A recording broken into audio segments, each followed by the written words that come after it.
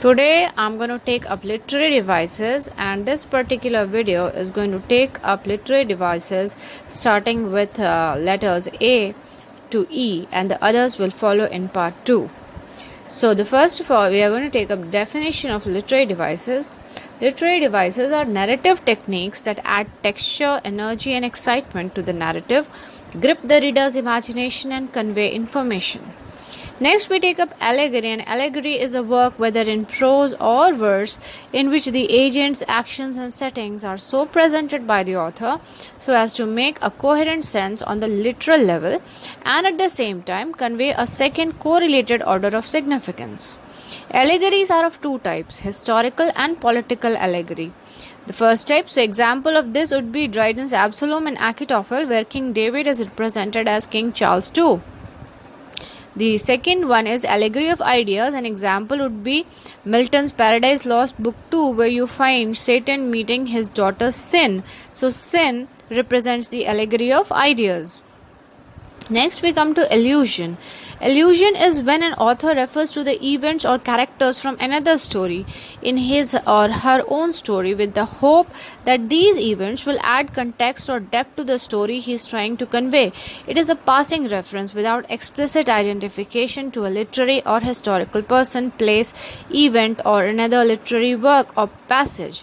The example for this would be Thomas Nash in Litany in Time of Plague says, "Brightness falls from the air, queens have died young and fair, dust hath closed Helen's eye."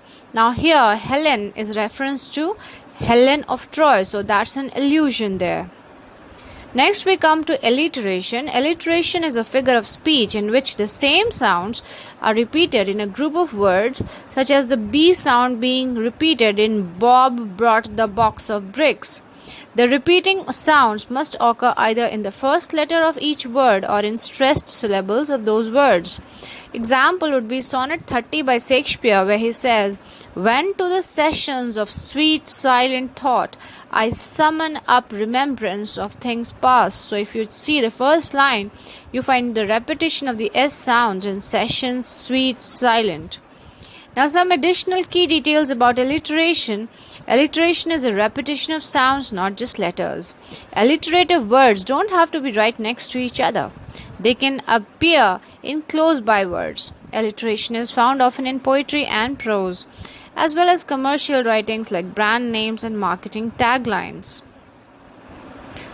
Now next, we take up assonance. So alliteration and assonance go hand in hand. So if it's repetition of consonant sounds, it becomes alliteration. If it is repetition of vowel sounds, it becomes assonance. So assonance is a repetition of the same or similar vowel sounds, especially in stressed syllables within words, phrases, or sentences in a sequence of nearby words. The word is derived from the Latin phrase assonare, meaning to answer with the same sound. So example would be Keats's Ode on a Grecian Urn, where he says, "Thou still unravished bride of quietness, thou foster child of silence and slow time." And the repetition here is of the I sounds in between the letters. Unravished, still, bride, quietness. See, unravished and still, then you have bride and quietness sounding the same. Let's come to the next one, that's archaism. Archaism is a use of writing that is today considered outdated or old-fashioned. Derived from the Greek word archaeos, meaning ancient, archaic language in literature can be in the form of a word, a phrase, or even the way the sentence is formed, which is called the syntax. It is important to understand the difference between archaic and obsolete language.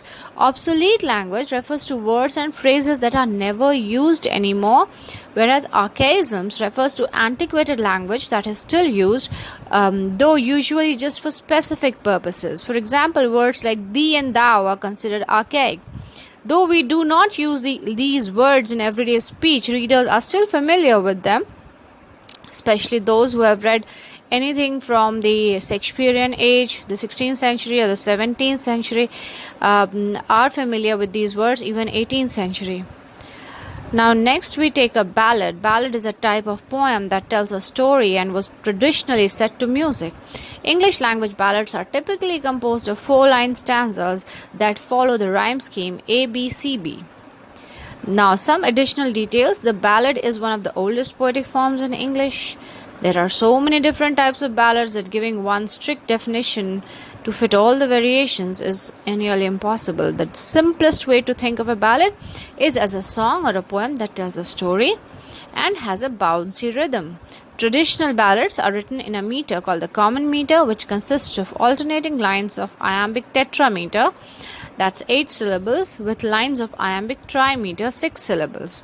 Many ballads have a refrain, which means a line that is repeated again and again, much like the chorus of modern day songs.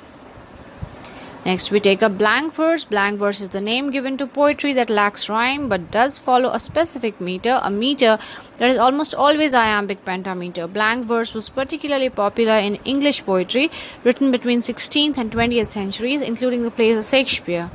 These lines from Hamlet are written in blank verse. Note the lack of rhyme and the consistent meter of unstressed and stressed syllables. It is not, nor it cannot come to good, but break my heart, for I must hold my tongue. While blank verse almost always has a meter of iambic pentameter, it is possible for it to have a different meter. Only metered poetry that lacks rhyme can qualify as blank verse. Metered poetry that has rhymes is called formal verse. Next we come to caesura. A caesura is a pause that occurs within a line of poetry, usually marked by some form of punctuation like a period, a comma, ellipsis or a dash. A caesura doesn't have to be placed in the exact middle of line of a poetry. It can be placed anywhere from the first word to the last. In the following line from the prologue of Romeo and Juliet, the comma after Verona marks a caesura. In fair Verona, where we lay our scene. Either caesura or caesuras can be used as a plural form of caesura. A line of poetry can have multiple caesuras also. Next we take up cacophony. Cacophony is a combination of words that sound harsh or unpleasant together, usually because they pack a lot of percussive or explosive consonants like T, P, K into relatively little space. Some additional information would be the word cacophony comes from the Greek word meaning bad sound. The word cacophony is itself slightly cacophonous because of the repetition of the K sounds. Cacophony is one of the words that is used most often to speak about musicality of language, how it sounds when it's spoken aloud. Example would be Matthew Arnold's Dover Beach, the line, lay like the folds of a bright girdle furled. That's supposed to be a very good example of cacophony because that hurts the ear. Next, cacophony. The opposite is euphony. So euphony is a combination of words that sound pleasant together or are easy to pronounce, usually because they contain lots of consonants with softer muffled sounds like L, M, N and R instead of consonants with harsh percussive sounds. Example of euphony is the end of Shakespeare's famous Sonnet 18 where he says, so long as men can breathe or eyes can see, so long lives this and this gives life to thee. So word euphony comes from the Greek word meaning good sound. The word euphony is itself slightly euphonic because it's soft sounds. Because the soft sounds that come from this word. Euphony is one of the words that is used most often to speak about musicality of language. So euphony and cacophony are opposites of each other. Next we take up diction. Diction refers to an author's choice of words. When describing the events of his story, an author never has just one word at his disposal. Rather, he must choose from many words that have similar denotative meanings, but different connotative meanings. Decisions he makes with those words are what we call his diction. Now, next we come to epigraph. Like an allusion, an epigraph is a reference to another work that an author hopes will help readers understand his own work. Unlike an allusion, an epigraph stands apart from the text itself rather than being included in it. Let's take a look at the epigraph from T.S. Eliot's famous poem, The Love Song of J. Alfred Prufrock. The epigraph is from Dante's Inferno and is meant to help Eliot's readers understand that the poem that follows is a kind of confession. If I but thought that my response were made to one perhaps returning to the world, this tongue of flame would cease to flicker. But since up from these depths No one has yet returned alive. If what I hear is true, I answer without fear of being shamed. So this is the epigraph from T.S. Eliot's love song of J. Alfred Prufrock. Next, we take up euphemism. Often in literature, whether for humor or just for taste, a writer wishes to describe some graphic or offensive event using milder imagery or phrasing. When an author does this, it is called euphemism.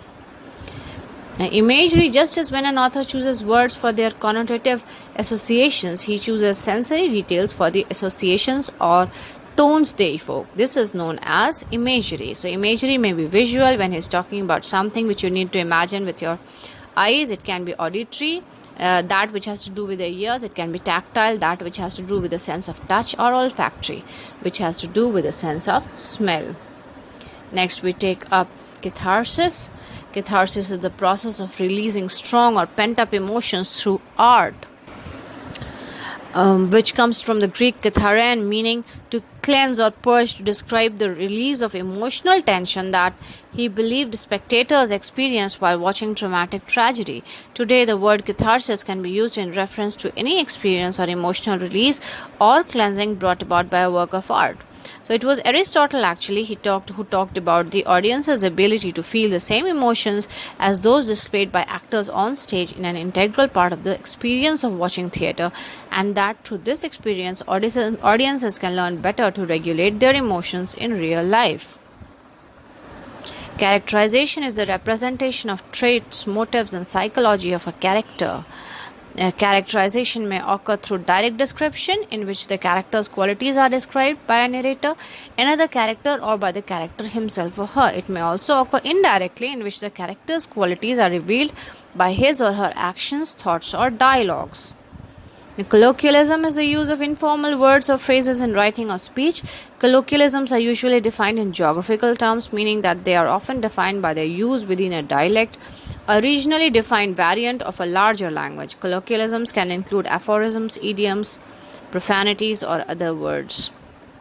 The word colloquialism comes from the Latin word colloquium, which means speaking together. Conceit is a fanciful metaphor, especially a highly elaborate or extended metaphor in which an unlikely, far-fetched, or strained comparison is made between two things. A famous example comes from John Donne's poem, A Valediction Forbidding Mourning, in which two lovers are compared to opposite points of a compass needle using a long and elaborate metaphor. In classical poetry, there are two categories of conceits: Petrarchan conceits and metaphysical conceits. Petrarchan conceits are a fixture of the Petrarchan sonnet, while metaphysical conceits can be found in a school of poetry known as the metaphysical poetry. Dramatic irony is a plot device often used in theatre, literature, film, television to highlight the difference between a character's understanding of a situation and that of the audience. More specifically, in dramatic irony, the reader or audience has knowledge of some critical piece of information which the character or characters to whom the information pertains are in the dark, that is, they don't know about it. This is known as dramatic irony. An elegy is a poem of a serious reflection, especially one mourning the loss of someone who died. It is a formal and sustained lament in verse for the death of a particular person, ending in consolation. Elegies are defined by their subject matter and don't have to follow any specific form in terms of meter, rhyme, or structure. A very good example is In Memoriam, written by Tennyson.